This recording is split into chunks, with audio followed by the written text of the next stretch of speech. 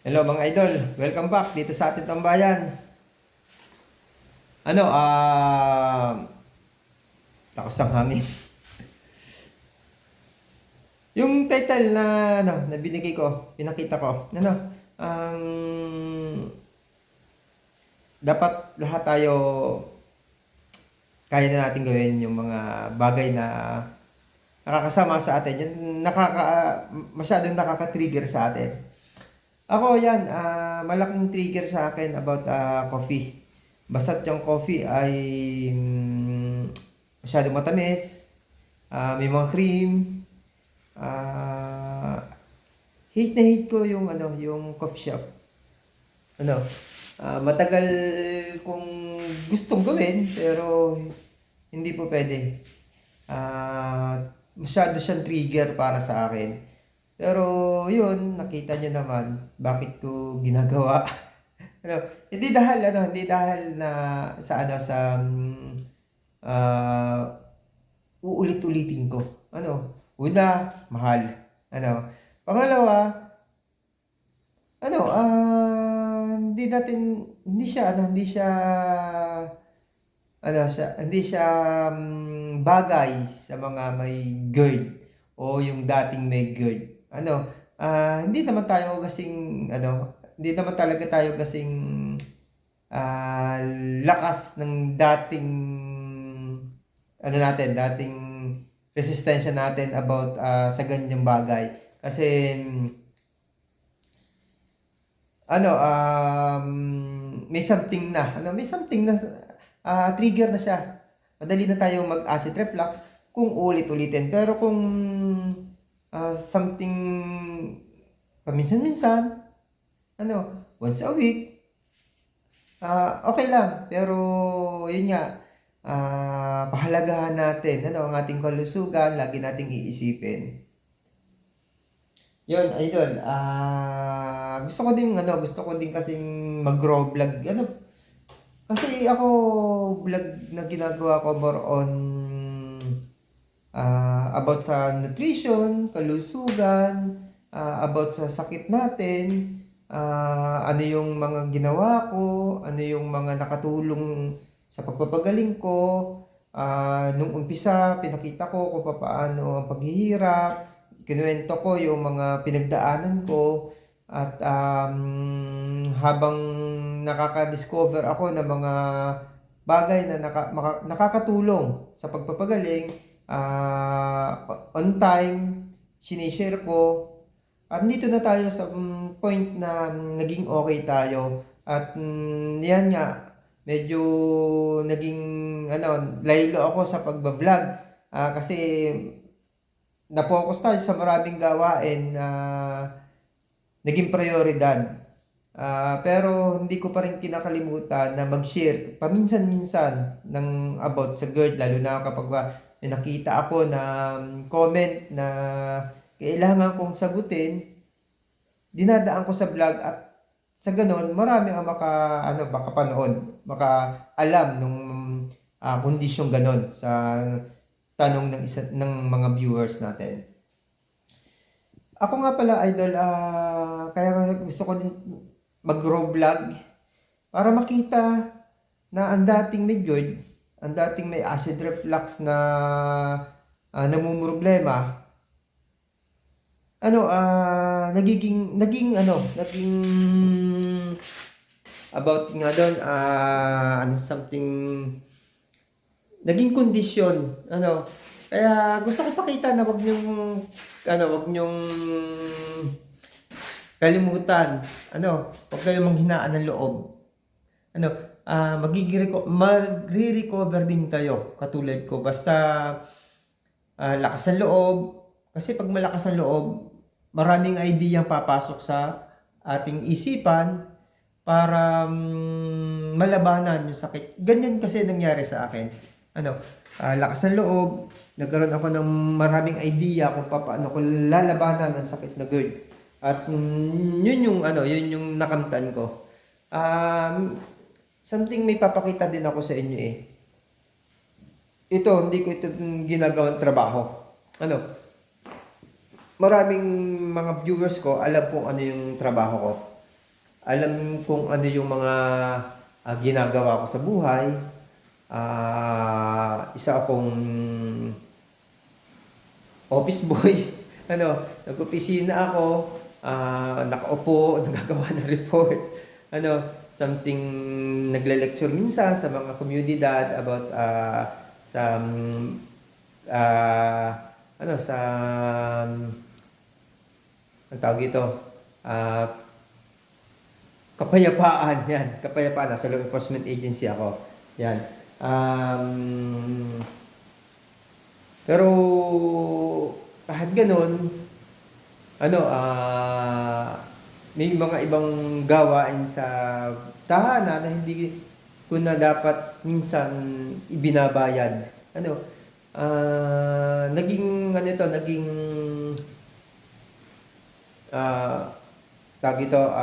ito sa akin, naging palaisipan. Naging palaisipan ito about dito sa bago kong tahanan, bago kong bahay.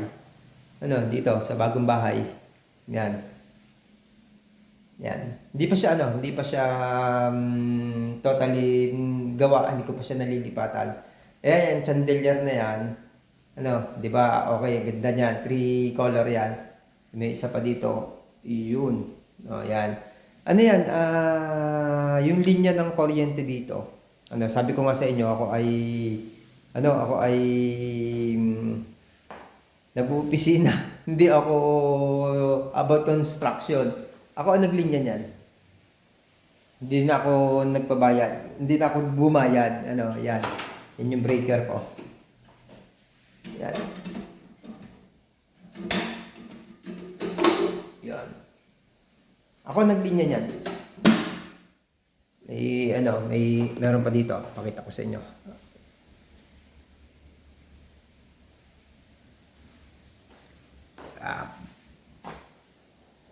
Yung may yan, aircon, lalagyan ng aircon, may outlet. Yan. Ay pa akong semento. Dahil pa ako semento kasi nagtatiles ako. Yan.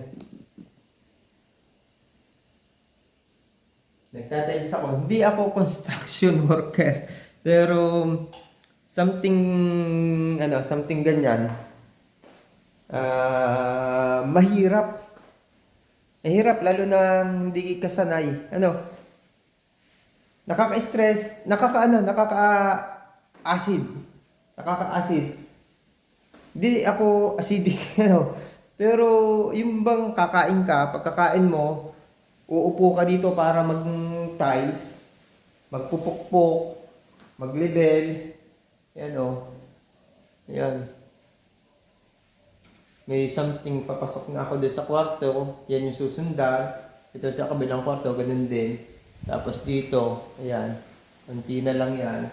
Ito dito, siguro na lang yan. Tapos ito na lang. Yan na lang ang kulang dito. Sa ito. Ito yan, hanggang pinto. Yun. Yan na lang. Tapos yung papasok. Unti na lang yan. Tapos yung kusina ko. Ito. Yan, ginawa ko na rin yan. Hindi ako construction worker, ha. Yun. Yan. Yung mga lababo, yung tubig, ako nagawa. Tapos dito, sa banyo. Ako na rin, nito. Something. Ako naglagay nito. Yan. Yan, ako naglagay lang lahat na yan. Pati tubig. Susunod dyan, magpipintura na. Pero matagal pa yun. Ito, naging bakasyon akong 1 week, nitong Christmas at saka New Year. Nagawa ko, ang naging problema ko, tumataas nga yung acid kapag kaya hindi ko persahin kasi 'di ba meron akong rayuma. Meron akong Ah, ano, tawag nga sa rayuma, ang basta yun na, yung rayuma. Masakit siya sa ano, masakit siya sa mga kasukasuan, lalo na sa kamay. Ginagawa ko ngayon, yung ano, yung aking pan-therapy, yung electric, ano, kuryente. Tapos ito nga, hindi, lagi yung tatandaan, huwag niyong kakalimutan. Yung acid naman nangyayari sa paggagawa ko, ano, yun. Ayan. Yung acid na, ano, nagiging problema natin. Hindi ito tulad ng sa GERD na tuloy-tuloy. Ano, pag, yun nga, trigger, lahat naman ng tao nag-acid reflux kahit na wala kang GERD. Ano, um, ang nangyayari lang, aatake to, mainit sa dibdib, mainit sa lalamunan, uubuhin ka, dahil parang may ibang something sa lalamunan eh. Ano siya, kailangang basa-basain mo ng tubig. Ganun ginagawa ko. Pero tuloy-tuloy siya. Huwag mong kalimutan mag-ano. Ako, ito. Yan. Page 9. Ano? Yan. Kahit sa tubig lang alkaline o kaya buko. Ano? Kaso, busy nga tayo. Hindi na natin kayanin pa magbuko. Yun, tapos galing pa nga ako sa travel. Yun, di ba, nag-travel pa ako. Yun yung kagandahan ng ano, ng naging okay yung resistensya ko. Kaya gusto ko ding ano eh, gusto ko ding mag-grow vlog. At least yung dating problemado sa acid, ano, naging kondisyon at nakikita nyo na kung ano yung mga ginagawa ko. Ano, na hindi mo magagawa kapag ka may acid reflux ka, kapag ka may GERD ka. Hirap na hirap, lalo na yung pagbabiyahe. Ang hirap niyan. Ano, ang hirap niyan. At yung mga mabibigat na gawain na hindi mo naman talaga ginagawa katulad nito, construction, na hindi ko naman nagagawa. Kaya sabi ko, ano din talaga, thank you sa YouTube. Ano, natutunan ko lang sa YouTube to. pero may idea ako dyan. Merong ano to, linelecturan ako about sa ano, sa ating gobyerno, ano, kapayapaan. Nakasabay ko mag-lecture ang TESDA sa kanila, ano, do sa audience. Ang ano nila ng TESDA, tile setter, ano, kahit pa paano, kahit sa ilang minuto na nakaupo ako, nagkaroon ako ng idea. Kaya nung ginawa ko ito, nanood ako ng YouTube, may matututunan ka sa YouTube. Katulad ng ginagawa ko. Ano, itong mga vlog kong ito, kung iintindihin mo, may matututunan ka. Ano, about sa pagpapagaling. Ano, kasi ako, gumaling ako, at yun yung mga sinishare ko. Yan. Yan. Kapag stress, ang katawan mo, nag-acid reflux. Ano, nag-acid reflux. Dapat alam mo kung ano dapat mong gawin para hindi siya magtuloy-tuloy na GERD. Ano, yung pagko-coffee, katulad kanina, nag-coffee, dapat alam mo, dapat kailan ka pwede mag-coffee, ang ano dyan, kahit na mag-coffee ka, yung biglaan, pwede, kung kondisyon lagi yung katawan mo. Paano magiging kondisyon ang katawan mo? Kailangan alagaan mo sa nutrition. Alagaan mo sa cleansing. Kasi bakit alagaan sa cleansing? Kasi lahat ng ginagalawa natin ngayon, toxic. Ano, toxic siya. Lahat ng kinakain na, karamihan sa kinakain natin, may basura. May basura na magiging toxic siya sa katawan natin. At ang una maaapektuhan niyan sa tulad ng may kondisyon na GERD, yung digestive system. At kung meron ka pang ibang sakit, posible maapektuhan din. Yan. Kasi pag hinaan na resistensya, yung mga mahihinang nerves mo, mahihinang parte ng katawan mo, magre-react. Magre-react yan. Yun.